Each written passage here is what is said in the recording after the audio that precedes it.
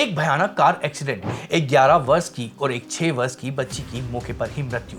कहानी यहीं समाप्त हो जानी चाहिए थी, लेकिन ठीक 1 साल बाद उसी मां ने जुड़वा बच्चियों को जन्म दिया और जब डॉक्टर ने उनमें से एक बच्ची के माथे पर और कमर पर देखा तो पूरे मेडिकल साइंस के होश उड़ गए। उस नई जन्मी बच्ची के शरीर पर ठीक उसी स्थान पर चोट के निशान थे जहां उसकी मृत बहन को एक्सीडेंट में चोट लगी थी। इतिहास में इसे पोलक ट्विंस का मामला कहा जाता है। ये बच्चियां उन स्थानों को पहचान रही थी जहां वे इस जन्म में कभी गई ही नहीं थी। वे उन खिलौनों को उनके पुराने नामों से बुला रही थी जो उनकी मृत बहनों के थे।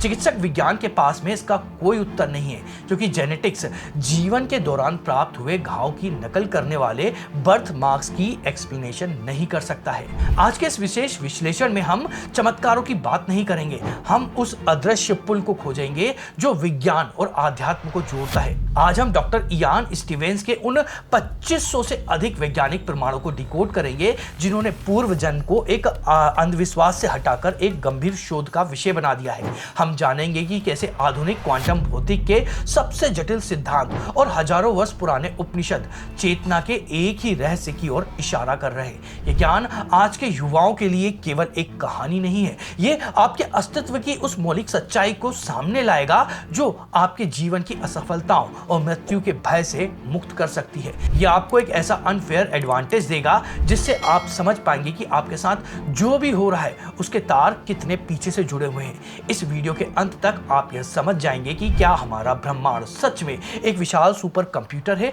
और हम केवल उसके अवतार हैं, और यदि ऐसा है तो इस पूरे खेल का अंतिम उद्देश्य क्या है। सामान्य तौर पर यह माना जाता है कि चेतना मतलब कॉन्शियसनेस हमारे मस्तिष्क की न्यूरोकेमिकल गतिविधियों का एक परिणाम है। यानी जब मस्तिष्क मरता है तो व्यक्ति का अस्तित्व हमेशा के लिए समाप्त हो जाता है। यह एक बहुत ही तार्किक और भौतिकवादी सोच लगती है, लेकिन इस सोच में एक बहुत बड़ा हिडन फ्लो है जिसे मुख्य धारा का विज्ञान अक्सर नजरअंदाज कर देता है।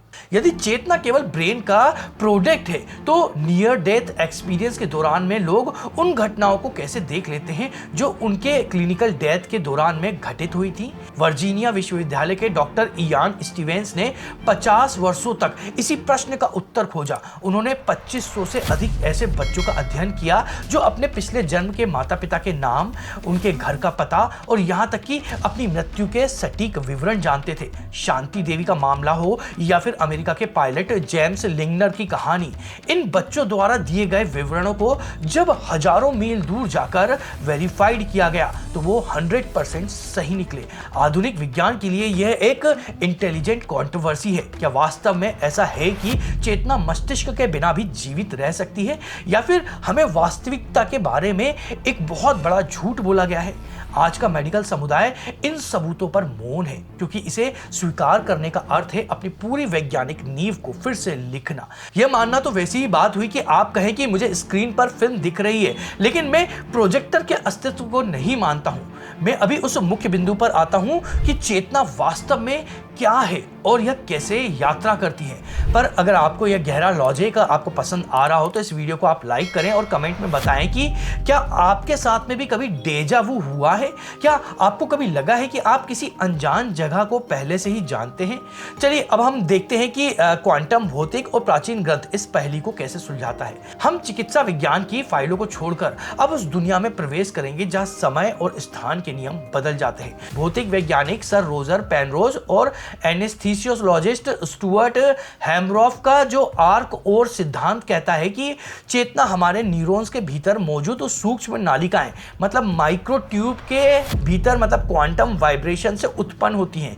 क्वांटम भौतिकी का एक मौलिक नियम है कि सूचना मतलब इंफॉर्मेशन को कभी नष्ट नहीं किया जा सकता है। इसलिए जब जैविक शरीर नष्ट होता है तो वो क्वांटम जानकारी स्पेस टाइम के ताने बाने में फैल जाती है। हैरान करने वाली बात यह है कि यही बात हजारों वर्ष पहले हमारे उपनिषदों में एक अलग ही भाषा में कही गई थी। वृद्धनारण्यक उपनिषद में एक जोक मतलब लीच का उदाहरण दिया गया है। जिस प्रकार एक जोक घास के एक तिनके के अंत तक पहुंचकर दूसरे तिनके को पकड़ लेती है और फिर खुद को आगे खींचती है, ठीक उसी प्रकार चेतना मरते हुए शरीर को छोड़ने से पहले ही अगले शरीर का ब्लूप्रिंट पकड़ लेती है। छांदोग्य उपनिषद की पंचाग्नि विद्या तो इससे भी एक कदम आगे बढ़कर एक विस्तृत कॉस्मिक पाथवे बताती है। यह सिद्धांत वर्णन करता है कि कैसे एक सूक्ष्म इकाई अंतरिक्ष, वायु, धुआं और बादल के माध्यम से बारिश बनकर पृथ्वी पर गिरता है, फिर पौधों और भोजन के माध्यम से पुरुष के वीर्य और अंततः माता के गर्भ में प्रवेश करती है। यह केवल कोई धार्मिक कहानी नहीं है, बल्कि यह एक ऐसी इंफॉर्मेशन ट्रांसफर की प्रक्रिया है जिसे आज का डिजिटल फिजिक्स अब समझने का प्रयास कर रहा है। यहां हम एक महान कन्वर्जेंस के बिंदु पर पहुंच जाते हैं। आदि शंकराचार्य का अद्वैत वेदांत और आधुनिक परमाणु भौतिक वैज्ञानिक टॉम कैंपबेल का माई बिग टो मॉडल दोनों एक ही बात कह रहे हैं। ब्रह्मांड एक ही अखंड चेतना मतलब यूनिवर्सल कॉन्शियसनेस है। इसे घटाकाश के रूपक से समझिएगा। आकाश मतलब जो स्पेस होता है वो एक ही है, लेकिन जब आप हजारों बर्तनों को या घड़े रखते हैं तो ऐसा लगता है कि जैसे कि हर बर्तन में एक अलग स्पेस है। बर्तन का टूटना स्पेस को नष्ट नहीं करता है। इसी प्रकार हम सब एक ही चेतना के अलग अलग टर्मिनल या फिर अवतार हैं। जो एक शरीर से दूसरे शरीर में जाता है वह चेतना नहीं है, वह है डेटा। इस डेटा को प्राचीन काल में कर्म और संस्कार कहा गया है। आज के शब्दों में यह आपका सॉफ्टवेयर है। आपकी आदतें, आपकी अधूरी इच्छाएं और आपकी मानसिक कंडीशनिंग, यह सब एक डेटा पैकेट की तरह ब्रह्मांडीय डेटाबेस में सुरक्षित रहता है और एक नए हार्डवेयर यानी शरीर में डाउनलोड हो जाता है। पुनर्जन्म वास्तव में एक नए हार्डवेयर कॉन्फ़िगरेशन में पुराने डेटा सेट को रिबूट करने की प्रक्रिया कहलाती है। भारत के अन्य धर्म भी इसी प्रभाव को अपनी तरह से परिभाषित करते हैं। बौद्ध धर्म कहता है कि कोई स्थायी आत्मा नहीं है, बल्कि चेतना की एक निरंतर धारा है। जैसे एक मोमबत्ती से दूसरी मोमबत्ती जलाई जाए तो आग का हस्तांतरण होता है, लेकिन मोम नया होता है। जैन धर्म कर्म को एक सूक्ष्म भौतिक पदार्थ मतलब मैटर मानता है जो हमारी आत्मा से चिपक जाता है, और सिख धर्म इसे एक निरंतर मनोवैज्ञानिक चक्र के रूप में देखता है जहां व्यक्ति अज्ञानता के कारण हर पल जन्म लेता है और मरता रहता है। लेकिन इस पूरी वैज्ञानिक और दार्शनिक संरचना के बीच में एक अनसुलझा वेरिएबल हमेशा खड़ा रहता है। यदि हम सब एक ही चेतना है और यह सब कुछ केवल डेटा का सेट और खेल है, तो आखिर यह खेल शुरू ही क्यों हुआ है? चेतना को खुद को इन सीमित और नश्वर शरीर में बांधने की आवश्यकता क्यों पड़ी? विज्ञान कहता है कि एंट्रोपी को कम करने और विकसित होने का तरीका है, लेकिन इस ब्रह्मांडीय नाटक का अंतिम सत्य क्या है? यह आज भी एक रहस्य है जिसका 100% उत्तर किसी के पास नहीं है। संक्षेप में कहें तो चेतना कभी नहीं मरती है। आप कोई शरीर नहीं है जिसके पास में एक दिमाग है। आप साक्षात वह चेतना है जिसने अनुभव प्राप्त करने के लिए इस शरीर का चुनाव किया है। जब आप इस सच्चाई को गहराई से समझ लेते हैं तो जीवन की चुनौतियां आपको डराना बंद कर देती है। अंततः सत्य वही है जो अनुभव किया जा सके। तर्क तो केवल वहां तक पहुंचने की सीढ़ी मात्र है। अगर आपको आज का यह गहरा विश्लेषण और चेतना का यह सफर समझ आया हो और पसंद आया हो, तो इसका एक और अत्यंत महत्वपूर्ण हिस्सा हमारे अहंकार की संरचना में छिपा हुआ है। मेरी एक और वीडियो है जो आपको एक अलग ही पर्सपेक्टिव देगी।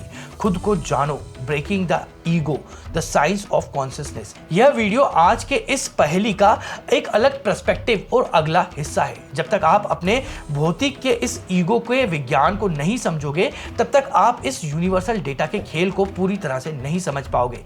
यह जानकारी उस अधूरे चित्र को पूरा करने जैसा है जिसे देखे बिना यह ज्ञान अधूरा रह जाएगा।